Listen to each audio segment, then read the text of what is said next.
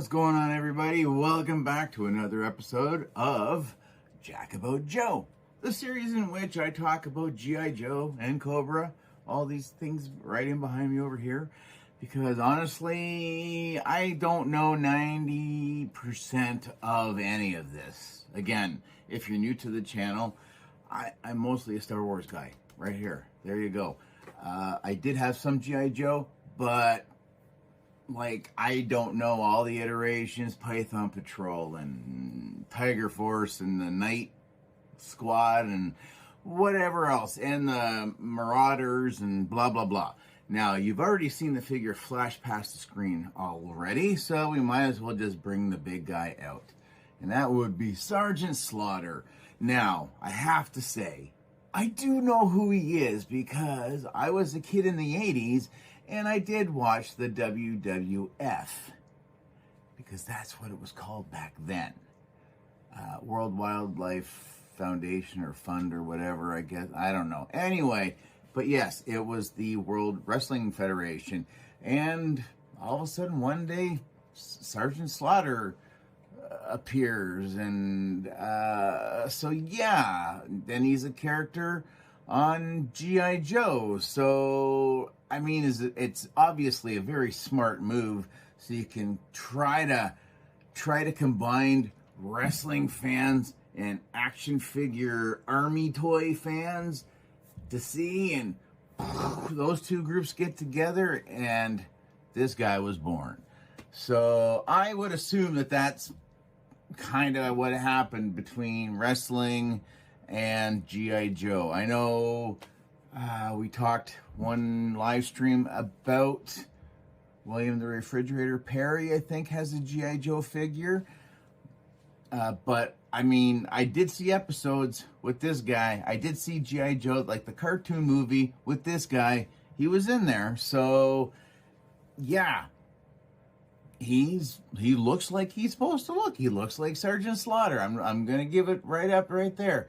Comes with, if memory serves, like a crazy amount of extra hands. I guess we're doing a lot of hand-to-hand grappling and grabbing and what have you. But I mean, you know, he comes. That's one thing I find weird. He doesn't have dog tags. I don't know. But if you do, well, just put a comment down below and let me know, because I do love getting educated by all of you on all of this. So yes, he comes with a whistle. He comes with his, of course, he's got to have his hat. And I do like it because it does come off. His glasses come off as well. And I will say, yes, that completely reminds me of Sergeant Slaughter back in his heyday. I did see him a year ago at a convention. Obviously, if he looked like this in the 80s, he's going to look substantially older now. And he's a great guy. So he's got, I guess, just wristbands. He doesn't have a watch. He's no need for time with this guy. But he's got his point. No, it's not even a pointy stick. I don't know if this is for him smacking people with or what have you. He's got his, I want to say, an AK-47 with a Swoopy magazine on there. So that looks pretty cool. Yeah. He's got nice camo pants. He's rocking the now that's a wife beater. Absolutely right there. But look at that. What else does he come with, you ask? Besides an insane amount of hands, which I'm not going to pull every one of those out, because honestly, they're in the extra parts bin. So we'll put him aside for just a quick second, and I'll show you probably one of the smaller accessories I think I've ever had. And that would be Sergeant Slaughter, a mini Sergeant Slaughter. So he comes with himself in an action figure on a card. G.I. Joe, there's just that's, of course, right, I think like the more the updated classified logo. I mean, you do see it in the G.I. Joe right there. So very smart, but yes, he comes with his own. These are smaller than, I didn't put the other ones back out, but this is smaller than some of those other ones you get in the little plastic cases. But yeah, that's there you go. So we got that, and we got this, and yeah, he's a bigger burly guy, but again, hole in the back. This is what some of the older ones were. Again, right? You've got the pins that you can still see.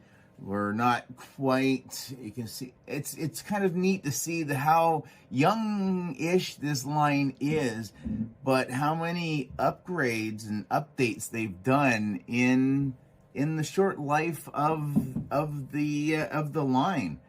As we'll bring our other beefy guy up here, because again, they've updated, gone with the pinless joints. He does have butterfly joints, and his legs, there's so no pin, don't see anything. That's great. I mean, I know they have to do that in some cases, but I mean, it works that way. What doesn't work is if they have to do it on, say, like a Spider-Man figure, and it's supposed to be red, but because it's blue, and they put, I can't stand the odd coloring. But I don't see too much of that anymore. Let's get back to Sarge here. But yeah, it's nice that you can put all of his, except for his hands, but you can take the glasses off, put them back on. I like the removable accessories, because I mean, I have him just like this, and the reason I have him, because this is what I remember back when I was a kid, was definitely the sunglasses, the hat, maybe, that was, the 80s were a long time ago, so my memory's a little, maybe a little more foggy than normal, but yeah, he's, let's see, size-wise, so yeah, so he does almost by a full head. Oh, when we get to Big Boa, maybe we'll have to pull Sarge out and do a height comparison between the two as well. I think they may be pretty well close as far as height. But yeah, Jackabout Joe, let me know. I don't know. Let me know some Sergeant Slaughter facts. What's your favorite thing? I think most people like Sergeant Slaughter. He's a pretty likable guy, I think, aren't you? He's got the Papa Gordhouse smell now, so he hasn't got his own fragrance. He blends in with everybody else. But Sarge is saying, like, let's wrap things up and let these folks get on with the rest of their day. So we'll see you guys next time. Comment, share, like, subscribe, all that usual YouTube mumbo jumbo. We'll see you in the next one. Later, eh?